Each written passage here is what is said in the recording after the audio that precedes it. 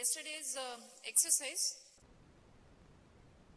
many students have sent me the desired work, except from few. I am setting the roll numbers, those who have not sent it yet. Roll number 2, 4, 12, 32, 36, 53, 54,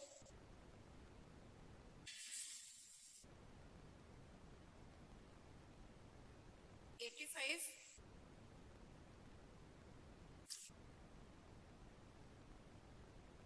These are the students, those who have not sent the work. The purpose of the work is that at least you will open the books. चाहे आप उससे देख के ही करो. You will open the books and you will be able to know that what is the topic which is to be done at the end. Many students have done very good. I have sent them messages also. Some have done bad also. What is left is that you have covered only the amino acids which are thoroughly taught to you.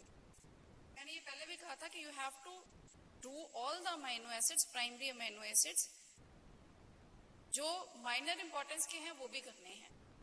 So I am just revising the things for you. We'll start with aliphatic amino acids. Glycine we have done. Valine, leucine and isoleucine we have done. For alanine, it is glucogenic in nature. The main importance of alanine is that it is playing very important role in gluconeogenesis. At the time of starvation, alanine is mobilized from the muscles and is taken up by liver. Through transamination, it is converted to pyruvate, and from that, it will be gluconeogenesis. The basically cycle is glucose-alanine cycle, which is very important. Second thing is, it is leading to the formation of, there is formation of beta-alanine. Now, as we know that all the amino acids are alpha amino acids, but alanine, it can be beta also. Beta-alanine, which is synthesized as a result of pyrimidine metabolism. It is synthesized because of breakdown of pyrimidines. It is leading to the formation of mainly coenzyme A. It is leading to the formation of malonate and then malonyl coenzyme A to some extent. But the main important function of this is coenzyme A formation. It is also leading to the formation of carnosine and enserine. Carnosine is a muscle protein which is playing important role in contraction of myosin and actin. It is beta-alanine and histidine which form carnosine. This is the importance of beta-alanine in the body. And beta-alanine is the only beta form of amino acid which is functional for amino acids. The synthesis is from pyrimidine metabolism. Then, main important, again I am repeating, mainly glucogenic amino acid, and it is giving rise to glucose at the time of need. Then we have hydroxyl group containing amino acids. We have serine, threonine and tyrosine. Tyrosine we have done in detail. For serine, it is again glucogenic in nature. It is important for one carbon pool. Serine is basically the most commonly present amino acid for enzyme active site. As serine and threonine are hydroxyl group containing amino acids, these can give away their hydroxyl group and can be modified covalently to give the reactions. So that is the main function of serine, that it is very important amino acid which is present at the active site of enzymes. And those enzymes are usually known as serine proteases. Apart from many other are there, but main are serine proteases which are there. And we have, to some extent, we have many catalytic proteins which are serine proteases. To inhibit that, we have serpins. Serpins are basically serine protease inhibitors. These are certain drugs which are inhibiting this serine proteases to avoid any untoward activity of these serine proteases.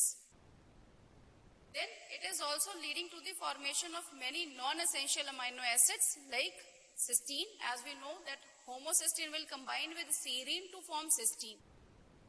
So it is leading to the formation of cysteine. It is leading to the formation of alanine. Then it is also important component of phospholipids like phosphatidylserine, which is present in the nervous tissue, which is important phospholipid. Then it is also leading to the formation of choline through ethanolamine. Serine is converted to ethanolamine. Ethanolamine is converted to choline.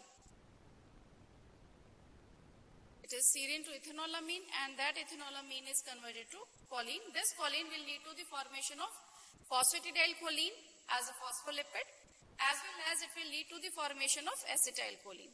So these are the important functions of serine, which is a hydroxyl group containing amino acid. Then we have, as we know, we have 21st amino acid, which is selenocysteine. This selenocysteine is derived from basically serine. Its UGA, which is a stop codon, will code for this. First tRNA is charged with serine, then it is converted to selenocysteine. And this selenocysteine is important for many enzymes like thyroidoxin reductase, glutathione peroxidase, 5-deiodinase, and selenoprotein P. If we replace this selenocysteine from these enzymes with serine or cysteine, it's not functional. That is why we say that selenocysteine is a 21st amino acid and is required for functioning of these enzymes. Then is threonine, as serine hydroxyl group containing, threonine is also hydroxyl group containing. So important function again for catalytic site of enzymes where it is present. Then it is essential amino acid. It is glucogenic in nature. Now, very important thing is that when threonine, as I have already told you, that glycine is synthesized from threonine. When it is synthesized from threonine, it leads to the formation of glycine and acetaldehyde. Now, this acetaldehyde can undergo reactions which lead to the production of acid to acetyl coenzyme A. That is why to some extent, to very minor extent, threonine is ketogenic also. Otherwise, we are saying that threonine is glucogenic purely, but to minor extent, some books say that it is converted to glycine. It is converted to acetaldehyde. This acetaldehyde is converted to acetyl coenzyme A to acetyl coenzyme A, which is glucogenic in nature. So this is about threonine, serine and threonine. I have not mentioned any of the inborn error for these amino acids. That means no such inborn error is known for these amino acids. Then we have sulfur containing, we have done all the sulfur containing amino acids in detail. Aromatic we have done, phenylalanine, tyrosine, tryptophan, histidine, all we have done. Then is acidic amino acids.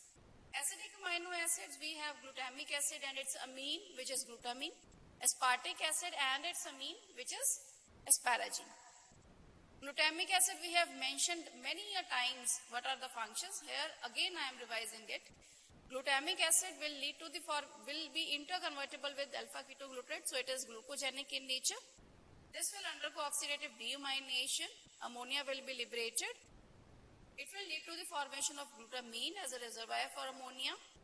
It is also converted to gamma carboxyglutamic acid. This gamma carboxyglutamic acid is required for vitamin K dependent clotting factors. This is required for carboxylation of vitamin K dependent clotting factors. Those are 2, 7, 9 and 10. What is the reaction is whenever there is carboxylation of glutamic acid, gamma carboxylation, they are able to chelate calcium. They will be able to bind with the calcium. Only then there will be clotting. Otherwise there will be no clotting. That is why we say that hemolytic anemias are there because of vitamin K deficiency.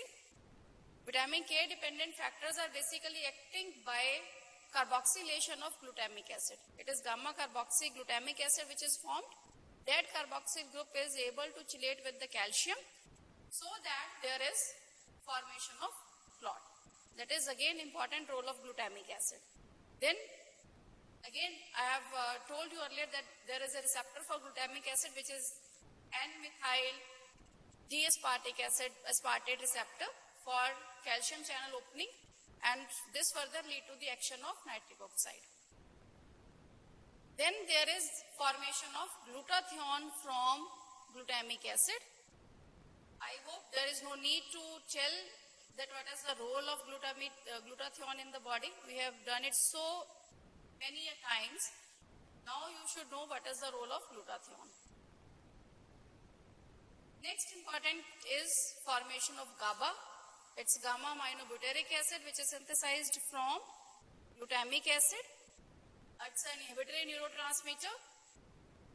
Then we come to glutamine. Glutamine is amine of glutamic acid. It is glucogenic in nature. It is main role of glutamine is one, it is acting as reservoir for ammonia. It will carry ammonia from brain to the liver, where it will liberate its ammonia by glutaminase enzyme. It will also liberate its ammonia in kidney, where it will be used up for the acid-base balance, for urea cycle and for kidney acid-base balance maintenance. Then it is main role is for the formation of purine and pyrimidine rings, which are formed by glutamine. Glutamine is major contributor for purine and pyrimidine rings. It is also delivering its amino group for the synthesis of guanine and cytosine. Then glutamine is also required for conjugation reactions. If anybody is remembering that we have done, if there is defect in urea cycle, so we have phenyl acetyl glutamate, which is a conjugating agent. It will be excretable from the body to decrease the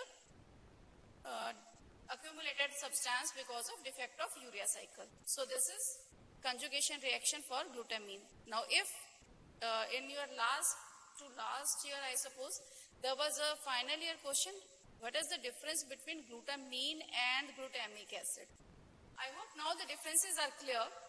That glutamic acid is basically undergoing oxidative deamination. It is leading to the formation of glutamine. It is undergoing gamma carboxyglutamic acid formation. It is leading to the formation of glutathione.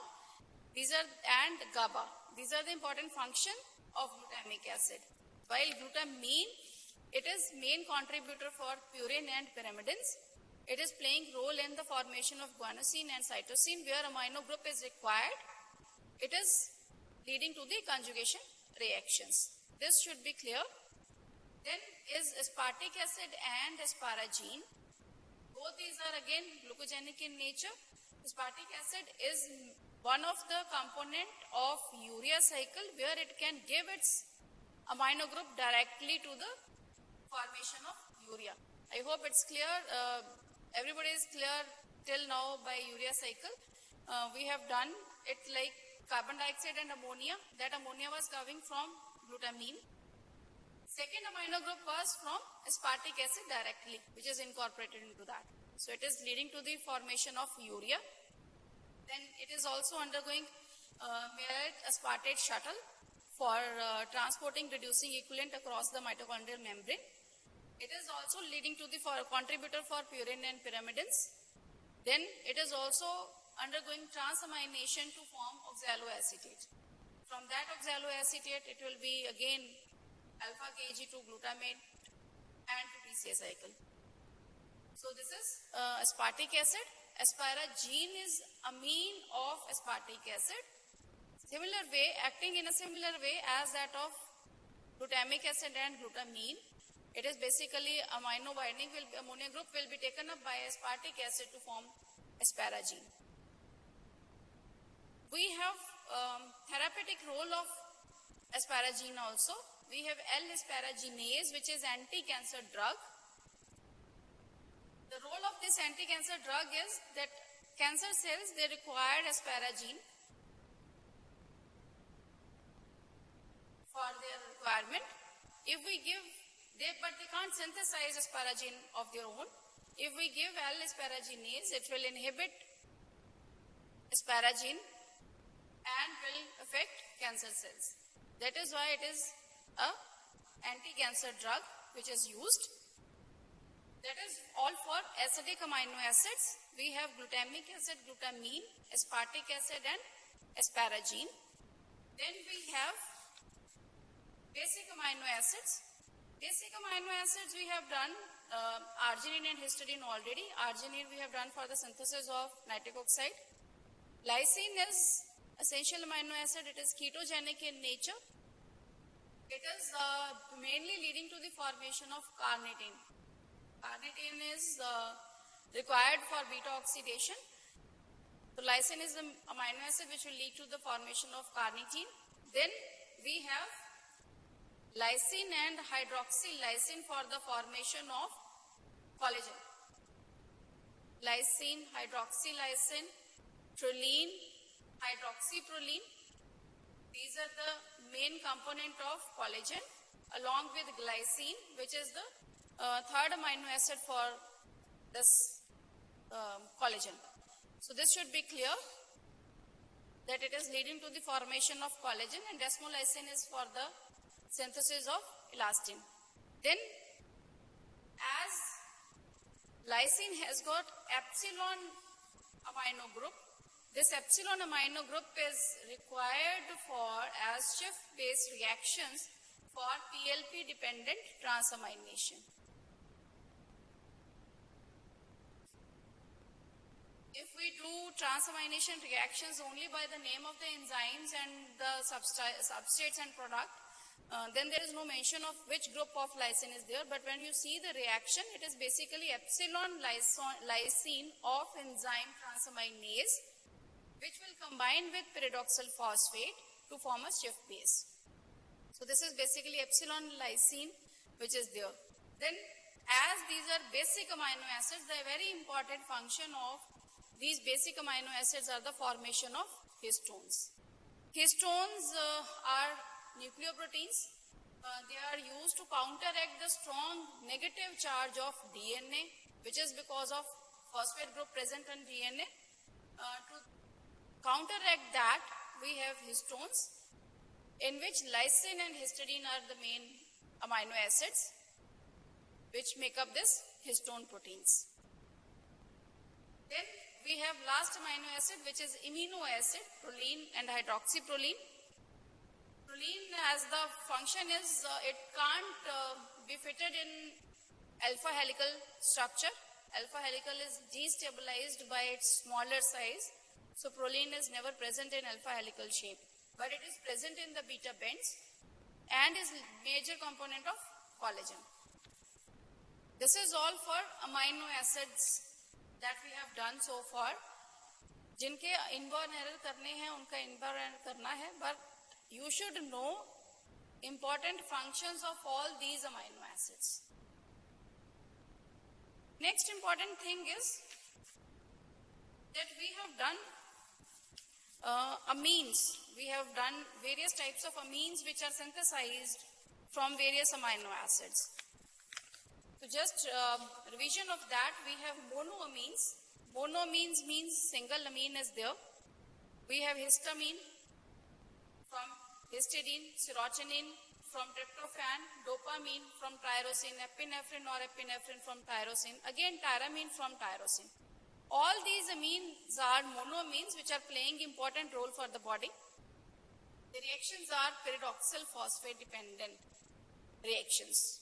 Almost all the reactions are because of decarboxylation, which are depending on pyridoxal phosphate. That is why we say that pyridoxal deficiency is associated with various with neuropathies, because there is impaired synthesis of these amines.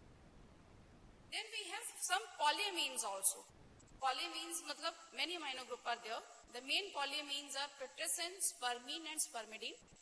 These are synthesized from methionine and ornithine. Ornithine is not a primary amino acid. It doesn't been coded for by any genetic code, but is very important for urea cycle, for synthesis of polyamines. So basically, decarboxylation reactions again here. Methionine is converted to SAM. SAM is decarboxylated again with the help of pyridoxal phosphate. Pyridoxal phosphate is required for this. It is converted to decarboxylated SAM. Ornithine, which is again undergoing ornithine decarboxylase is the enzyme, PLP dependent, which will convert this ornithine into putrescine.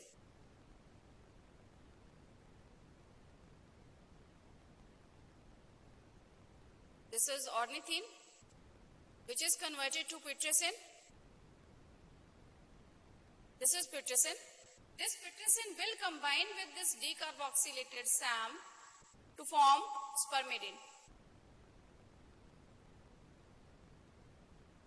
This is spermidine. This will again, spermidine will again combine with decarboxylated SAM to form spermine. This is spermine. So we have polyamines. These polyamines are mainly putrescine, spermidine and spermine. What is the role of these polyamines? Monoamines का function मुझे बताने की जरूरत नहीं है. We have done function of these all monoamines. Polyamines are important for cell growth and differentiation. They are required for the synthesis of protein. They are required for DNA and RNA synthesis. They are important regulator of cell cycle. They are important regulator of cell cycle, DNA, RNA synthesis and synthesis of protein. Now, the main role is that in cancer cells, their amount is increased manifold, which inhibits the cell death. Because they are basically cell cycle regulators. They are regulating the growth of the cell. So in cancer cells, there is problem in amount of these polyamines in the body. That is the importance of pyridoxal phosphate and amino acids for the synthesis of biogenic amines in the body. With this, we finished protein metabolism. Just to sum up few things, one is that we have done so far that one carbon pool is very important for amino acids. It's just a revision of that one carbon pool. That which amino acid will end and what will be formed from this one carbon pool. We have mainly two vitamins for one carbon pool. One is folic acid, second is B12. You have already done this, it's just a revision class. From that, tetrahydrofolate is the active form of folic acid and B12 is required for regeneration of that tetrahydrofolate. Amino acids which are required are methionine, glycine, serine, histidine, tryptophan. All these are donors of one carbon pool. We have the main circulation of one carbon pool is among various forms of tetrahydrofolate. Like we have formyl tetrahydrofolate. From that formyl we have formamino tetrahydrofolate. From that formamino we have methinyl tetrahydrofolate. Then it is hydroxymethyl tetrahydrofolate. Then it is methylene tetrahydrofolate. Then it is methyl tetrahydrofolate. And from that methyl tetrahydrofolate, it is homocysteine to methionine. I hope it's clear. It's formyl tetrahydrofolate, formamino, methinyl, hydroxymethyl, methylene, methyl, then methionine. These are the donors of methyl group. We have formate, tryptophan, ending up in formyl tetrahydrofolate, histidine for formamino, choline, serine and glycine for hydroxymethyl and then to methylene tetrahydrofolate, and homocysteine to methionine. These are the substances which are formed from this one carbon pool. Carbon dioxide is one, purine ring C2, formilated methionylated tRNAs, purine C8, glycine amino acid, serine amino acid, deoxyuridine monophosphate and deoxythymidine monophosphate. Then is for transmethylation reactions from methionine. Now here it's clear that without folic acid we can't have purines, we can't have DNA. That is why the clinical features of folic acid deficiency are associated with the improper synthesis of DNA and RNA. This should be very clear because this is very important from clinical aspect also, that this formulated, this one carbon pool is essential for the synthesis of DNA, essential for tRNA, for purine ring. Without this, we can't have the synthesis of DNA and RNA. That is why proteins indirectly have important role to play in the body apart from its use, which is gluconeogenesis. That is why we say that gluconeogenesis is to be done only and only when it is required. It's not a routine procedure. Then we have various amino acids which are ending either glucogenic in nature or these are ketogenic in nature. This is just a cycle of TCA to show you that where a particular amino acid is ending up. We start from pyruvate to oxaloacetate. It's basically pyruvate to acetyl-CoA, but I am writing here oxaloacetate because it is reversed back for gluconeogenesis. From pyruvate to oxaloacetate, or you can say acetyl-CoA to citrate, alpha-KG, succinyl, fumarate and oxaloacetate. Now, many amino acids, large number of amino acids are ending up in pyruvate. Alanine, glycine, serine, threonine, cysteine, tryptophan. These are ending up in pyruvate. Tryptophan is via alanine. Then aspartate, which is ending up in oxaloacetate transamination. Then alpha-KG, glutamate is ending up in alpha-ketoglutarate. In glutamate, what is ending is arginine, histidine and proline. Succinyl coenzyme A, we have valine, isoleucine and methionine, which are ending up in succinyl coenzyme A. Fumarate, we have two, phenylalanine and tyrosine. That is why they are ketogenic, they are glucogenic aspect. Now, these are where these amino acids which are glucogenic in nature will end up in TCA cycle. What about those which are ketogenic? They will end up in acetyl coenzyme A. We have leucine, lysine, phenylalanine, tyrosine, tryptophan, because these are both glucogenic as well as ketogenic in nature. That is how these amino acids are leading to the formation of glucose from their counterparts. And in the end, we have you have done so far chromatography also. You have done inborn error of metabolism. Now, question arises that how to detect those inborn errors.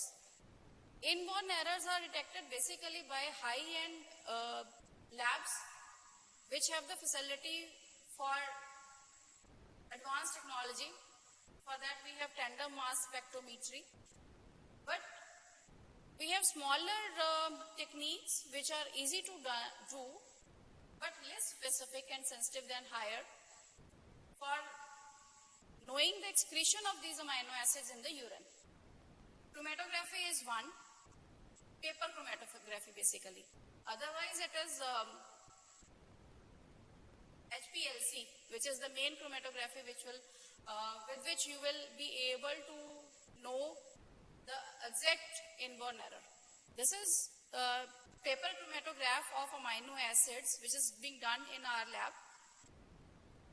This is for tyrosine, arginine. This was a mixture of three amino acids basically, tyrosine, arginine and glycine.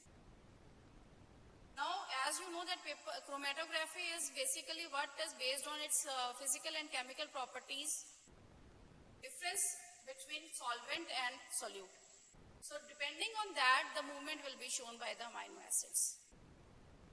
Tyrosine is showing maximum movement, arginine being bulkier molecule is not being taken away very much, and this was a mixture. The dye which was used was ninhydrin, which was reacting with all these amino acids. So, in next week or so, I'll try to show you a video of paper chromatography and thin layer chromatography which is being done in our lab. We are not doing it for patients. We are just doing it for the practical exercises of our postgraduates.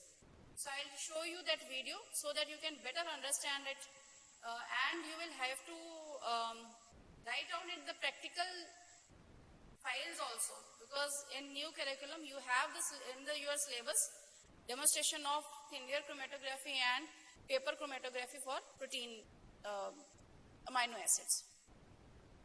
So that is all for amino acids and protein metabolism. We are finishing with that, and in tomorrow's class I will take the topic of inter-organ metabolism once, so that it is easy to understand, because we have just finished with the protein.